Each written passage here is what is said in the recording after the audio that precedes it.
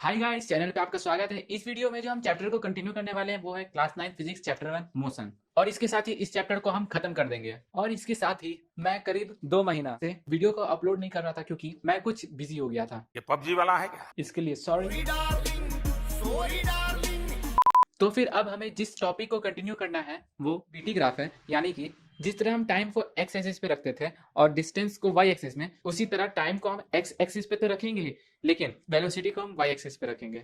अब क्योंकि BT graph को हम देख ही चुके हैं कि बीटी ग्राफ एक्चुअली में किस तरीके का दिखता है, तो फिर हम अब वो इन्फॉर्मेशन की बात करते हैं जो कि बीटी ग्राफ बनाने पर हमें मिलता है। तो फिर जो हमारा सबसे पहला इन्फॉर्मेशन है वो it describe the nature of the object, यानी कि हम बीटी ग्राफ की मदद से ऑब्जेक्ट के नेचर को जान सकते हैं। जैसे ऑब्जेक्ट जो है यूनिफॉर्म मोशन कर रहा है, नॉन यूनिफॉर्म मोशन कर रहा है, या फिर पॉजिटिव, नेगेटिव या जीरो एक्सेलरेशन कर रहा है। तो फिर जो हमारा पॉइंट नंबर 2 है, the velocity of moving body can be determine eight particular instant of time, यानी कि कोई पार्टिकुलर इंस्टेंट ऑफ टाइम में हम ऑब्जेक्ट का वेलोसिटी को पता लगा सकते हैं कि ऑब्जेक्ट किस वेलोसिटी से मूव कर रहा था। अब जो हमारा पॉइंट नंबर 3 है, we can calculate acceleration of an body from slope in the graph, यानी कि जैसा कि हम जानते हैं हमारा अगर डीटी ग्राफ में स्लोप होता था तो फिर हम उसमें यूनिफॉर्म या नॉन यूनिफॉर्म स्पीड की बात करते थे, लेकिन उसी तरीके का स्लोप अगर हमारे वीटी ग्राफ में दिखता है तो फिर उसमें हम यूनिफॉर्म या नॉन यूनिफॉर्म एक्सेलरेशन की बात करते हैं। तो फिर हम अब पॉइंट नंबर 4 की ओर बढ़ते हैं। The magnitude of displacement travel by the object can be calculated by measuring area under the curve in the given time interval, यानी कि अगर हमारे पास वीटी ग्राफ हो तो फिर हम उसमें ऑब्जेक्ट पे कितना डिस्प्लेसमेंट ट्रेवल किया है उसको निकाल सकते हैं। अब कैसे, ये जानते हैं पहले।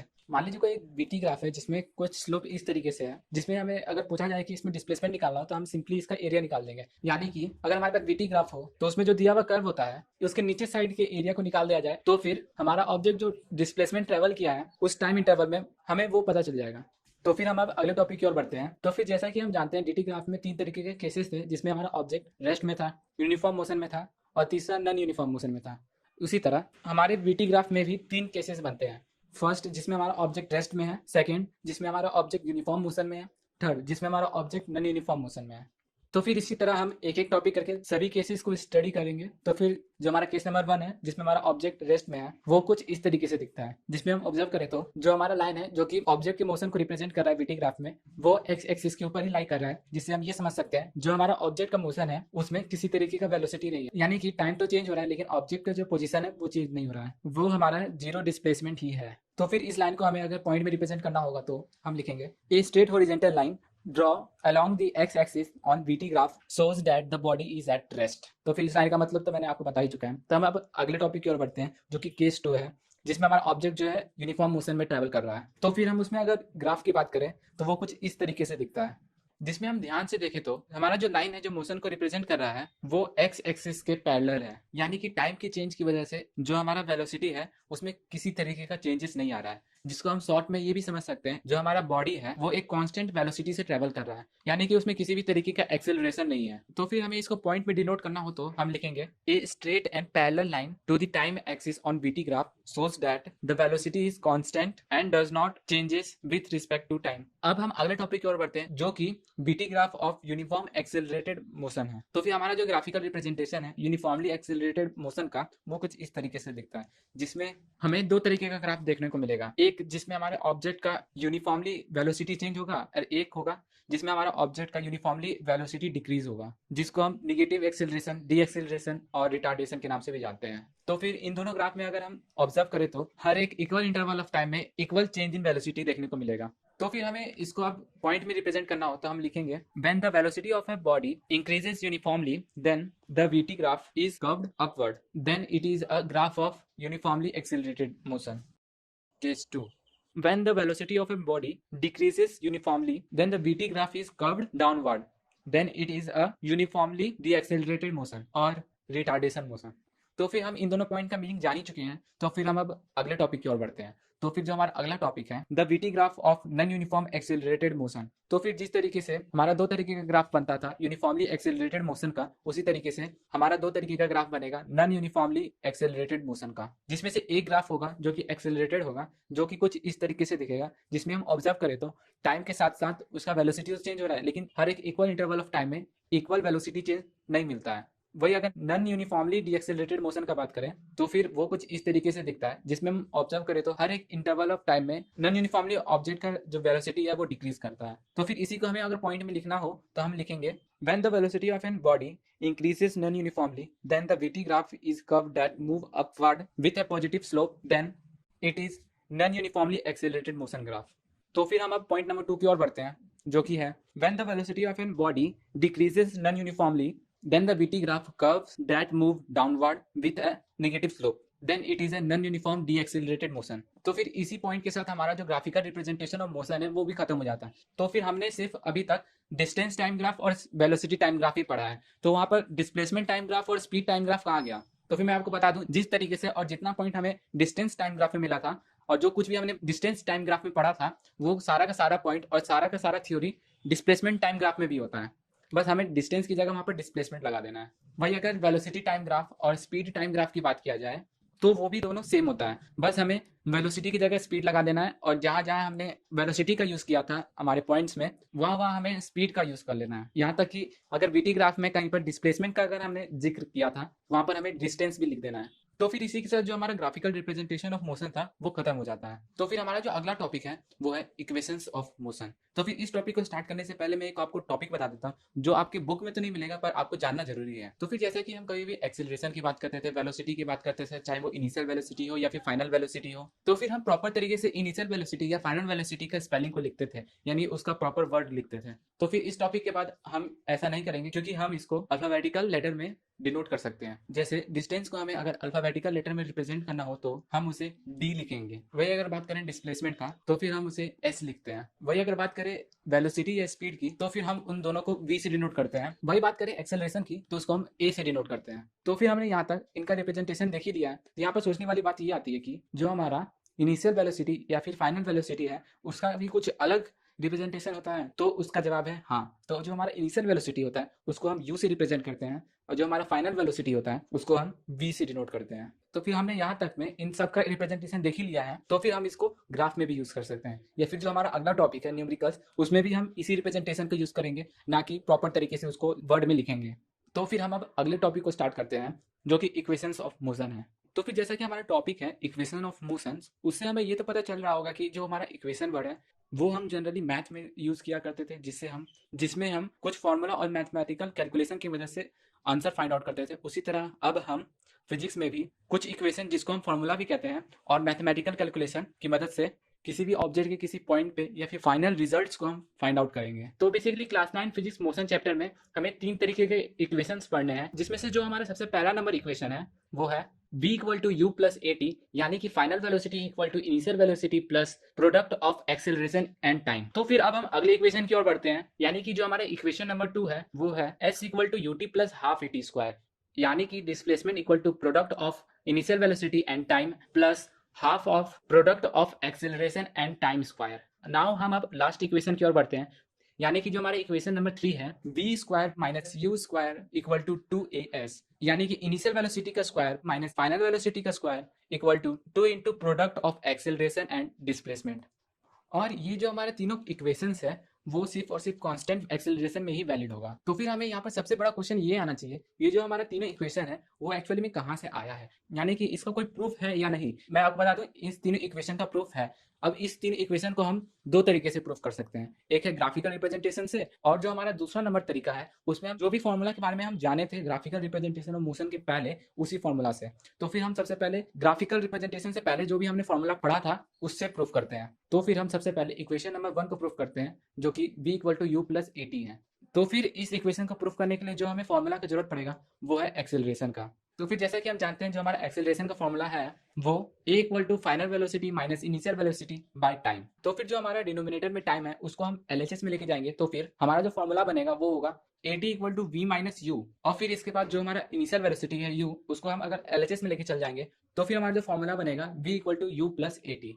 तो फिर जैसा कि हमारे इक्वेशन नंबर 1 प्रूफ हो ही चुका है तो हम अब इक्वेशन नंबर 2 को प्रूफ करते हैं। तो फिर जो हमें इक्वेशन नंबर 2 को प्रूफ करने के लिए जो फॉर्मूला चाहिए वो है average velocity equal to initial velocity plus final velocity by 2। ये हमारा वही फॉर्मूला है जिसमें हमारा जो एक्सेलरेशन होता है वो कांस्टेंट होता है। तो फिर इसमें जो हमें काम करना है वो है जो हमारा एलएचएस में टाइम है उसको आरएचएस में भेज देना है। तो फिर जो हमारा फॉर्मूला है वो कुछ इस तरीके से दिखेगा, s equal to u t plus v t by to.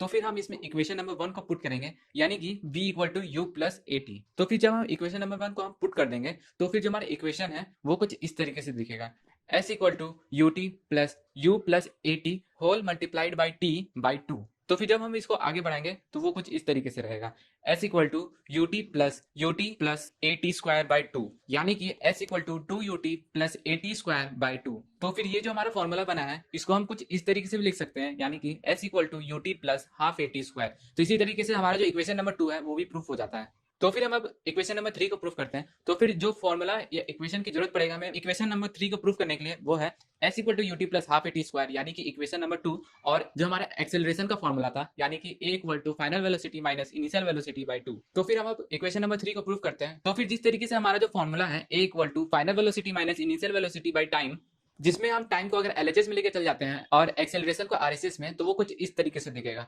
T equal to final velocity minus initial velocity by a, जो कि हमारा एक्सेलरेशन को कहते हैं। तो फिर इसी फॉर्मूला को हमें इक्वेशन नंबर 2 पे पुट कर देना है। तो फिर जो हमारा फॉर्मूला बनेगा s equal to u into v minus u by a plus half of acceleration into v minus u by a का स्क्वायर। तो फिर हम अगर इसको आगे बढ़ाएंगे तो हम इसे कुछ इस तरीके से लिखेंगे, s equal to u v minus u square by a plus half of a into v square plus u square minus two u v by a square, जिसमें जो हमारा ए है वो एक ए से कैंसिल हो जाएगा। तो फिर इसी को हम आगे बढ़ाते हैं। तो फिर हम लिखेंगे s equal to u v minus u square by a plus half of v square plus u square minus two u v by a. तो फिर जब हम इन दोनों को जोड़ेंगे तो फिर जो हमारा इक्वेशन बनेगा s equal to two u v minus two u square plus v square plus u square minus two u v by two ए।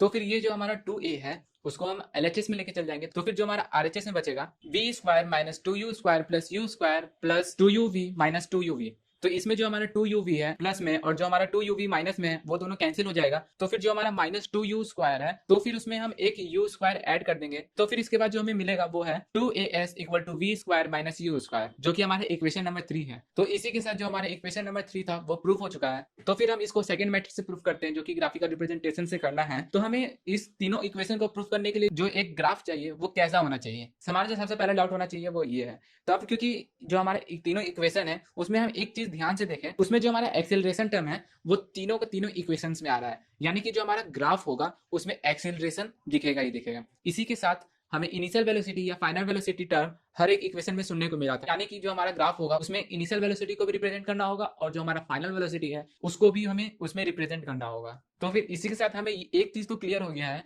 कि जो हम इसमें ग्राफ यूज करने वाले हैं इन तीनों इक्वेशन को प्रूफ करने के लिए वो हमारा वीटी ग्राफ होगा। वो अब किस तरीके से दिखेगा अब उसको देखते हैं। तो फिर जो हमारा वीटी ग्राफ होगा इन तीनों इक्वेशन को प्रूफ करने के लिए वो कुछ इस तरीके से दिखेगा, जिसमें हम इसका एरिया निकालें वो फिर हमारा डिस्प्लेसमेंट होगा। वही अगर इस ग्राफ के स्लोप को निकाला जाए तो वो हमें एक्सेलरेशन देगा। लेकिन खैर हमें एक्सेलरेशन या डिस्प्लेसमेंट थोड़ा निकालना है, हमें हमारा तीनों इक्वेशन प्रूफ करना है। तो फिर इसके साथ आगे बढ़ते हैं। तो फिर हमें ये भी सोचना होगा क्या एक ही ग्राफ जरूरत है तीनों इक्वेशन को प्रूफ करने के लिए? तो मेरा जवाब है हाँ, यही एक ग्राफ तीनों इक्वेशन को प्रूफ कर सकता है। तो फिर इक्वेशन को प्रूफ करने से पहले हम इस ग्राफ के बारे में जान लेते हैं, जिसमें हम अगर देखें तो इसमें हमें ढेर सारे पॉइंट्स दिखेंगे, ढेर सारे लाइन दिखेंगे। तो वो एक्चुअली क्या है तो उसी को हम एक एक करके जानते हैं। तो फिर जैसा कि जो हमारा ओरिजिन है उसके ठीक ऊपर देखा जाए एक हमें पॉइंट ए मिलेगा, जहां से जो हमारा ऑब्जेक्ट है वो कुछ अपना वेलोसिटी चेंज करना स्टार्ट किया है, यानी कि जो हमारा ओ ए है वो हमारा इनिशियल वेलोसिटी है। तो फिर हम अब पॉइंट ए के आगे देखें तो हमें एक स्लोप दिखेगा जिस स्लोप का नाम ए बी है। वही अगर बी पॉइंट से हम अगर एक्स एक्सिस के पैरेलल एक लाइन खींचे जो कि वाई एक्सिस में जाके टकराए तो फिर उस पॉइंट को हम सी पॉइंट मान लेते हैं, यानी कि जो हमारा सी ओ लाइन है वो हमारा फाइनल वेलोसिटी है। और वही अगर बी पॉइंट से हम एक स्ट्रेट लाइन एक्स एक्सिस की ओर खींचे तो फिर वो जिस पॉइंट में मीट करेगा उसको हम डी पॉइंट मान लेते हैं। अब जैसा कि बी डी और सी ओ जो हमारा लाइन है वो एक दूसरे के पैरेलल है, यानी कि जो हमारा बी डी है वो फाइनल वेलोसिटी है। अब हमारा बी डी लाइन के बीच में एक सी पॉइंट आता है जो कि हमारा पॉइंट ए था वो उसके ठीक सामने है। तो फिर हम अगर ए से एक सी तक एक लाइन खींच देंगे तो फिर वो ओडी लाइन से वो पैरेलल होगा और उसका भी वैल्यू टी होगा, और जो हमारा सी डी लाइन फॉर्म करता है उसका वैल्यू यू होगा। तो फिर हम अब इक्वेशन नंबर 1 को प्रूफ करते हैं, जो कि था v equal to u plus a t. तो फिर जैसा कि हमने जब नॉर्मली इसको प्रूफ किया था तो उसमें हमने एक्सेलरेशन को फाइंड आउट किया था, तो उसी तरह इसमें भी हम एक्सेलरेशन को निकालेंगे। तो फिर ग्राफ में एक्सेलरेशन यानी कि उसका स्लोप, और स्लोप किसके बराबर होगा? Change in velocity with respect to time. तो फिर हमारे ग्राफ में जो चेंज इन वेलोसिटी है वो है बी सी, फिर हम उसको टाइम से डिवाइड करेंगे तो फिर जो हमारा टाइम है वो है ए सी।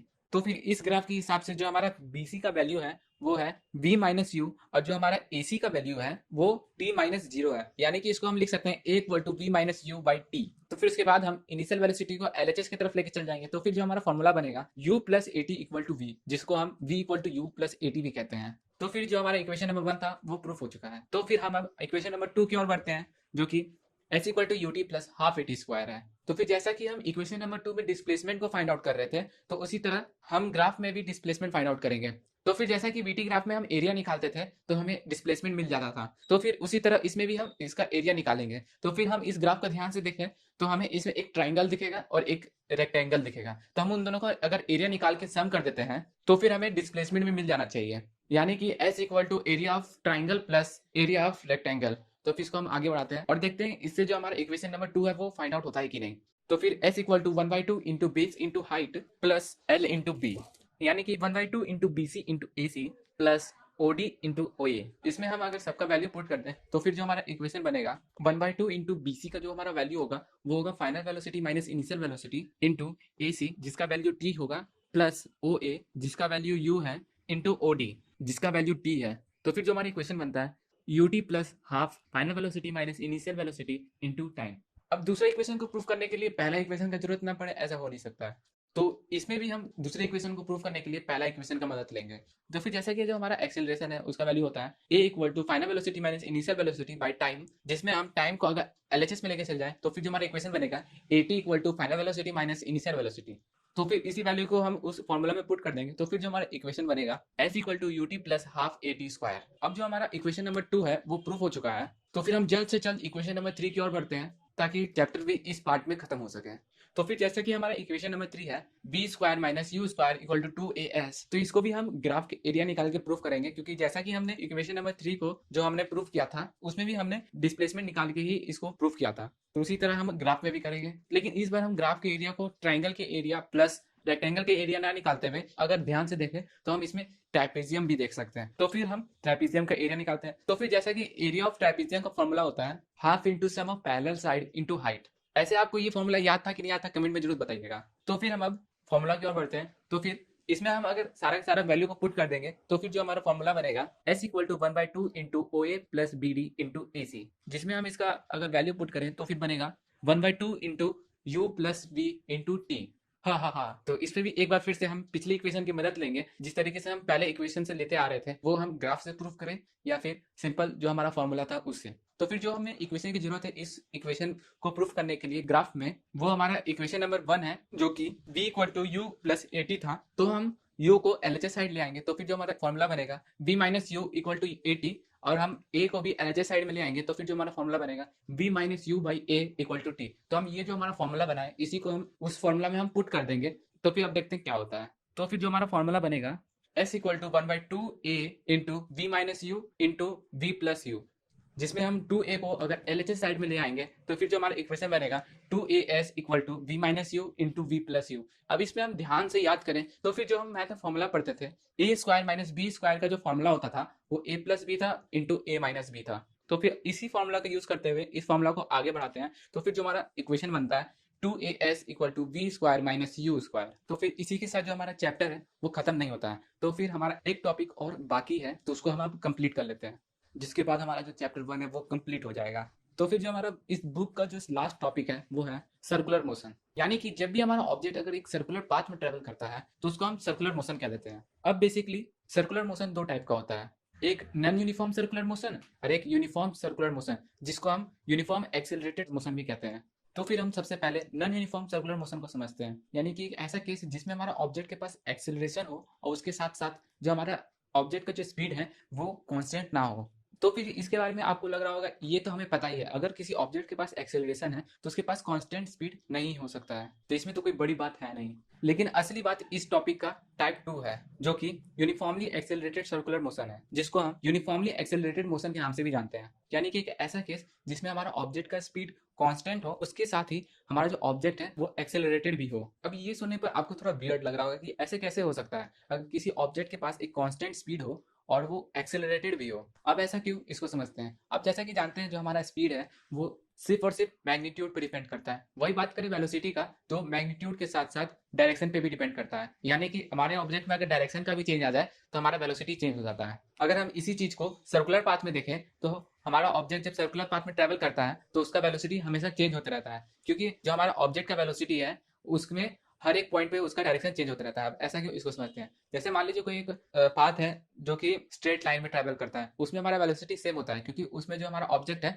वो कभी भी अपने डायरेक्शन चेंज नहीं कर रहा है। लेकिन उसमें अगर हम कुछ टर्न ले आए, जैसे मान लीजिए कोई एक ऑब्जेक्ट एक स्क्वायर शेप्ड पाथ पर ट्रेवल कर रहा है, तो वो हर एक कॉर्नर में अपना डायरेक्शन चेंज करता है। वही अगर हम उस पॉलीगॉन के एजेस को बढ़ा दिया जाए तो वो ज्यादा टाइम्स अपना डायरेक्शन चेंज करेगा। इसके साथ ही अगर हम नंबर ऑफ साइड्स बढ़ाते जाते हैं बढ़ाते जाते हैं बढ़ाते जाते हैं इन्फिनिटी तक, तो फिर जो हमारा पाथ है वो कुछ सर्कुलर की तरह दिखने लगता है। इसीलिए जो हमारा ऑब्जेक्ट का वेलोसिटी है वो सर्कुलर पाथ में चेंज होता रहता है, क्योंकि उसमें इन्फिनिटी टाइम्स एजेस होता है। इसके कारण हमारा ऑब्जेक्ट कांस्टेंट स्पीड के साथ साथ एक्सेलरेटेड भी होता है। तो फिर इसी में जो हमारा अगला टॉपिक है वो है एंगुलर डिस्प्लेसमेंट, यानी कि एंगल भी और डिस्प्लेसमेंट भी। अब जैसे कि हमारे टॉपिक का नाम एंगुलर डिस्प्लेसमेंट है, तो उसमें जो हमारा डिस्प्लेसमेंट टर्म है उसका मतलब तो हम जानते हैं कि कोई भी ऑब्जेक्ट जो है लेंथ ट्रेवल किया है स्ट्रेट लाइन में अपने जर्नी में, तो उसको हम डिस्प्लेसमेंट कह देते थे। लेकिन एंगुलर डिस्प्लेसमेंट में हमारा ऑब्जेक्ट जितना डिग्री एंगल ट्रेवल किया है अपने जर्नी में उसको कहते हैं। अब जो हमारा एंगल होगा वो उसको हम डिग्री में नहीं लेंगे, इसको हम लेंगे रेडियन में। रेडियन भी हमारा एक सीजीएस यूनिट है, लेकिन हमें ये तो पता चल गया कि हमारा जो एंगुलर डिस्प्लेसमेंट होता है वो क्या होता है,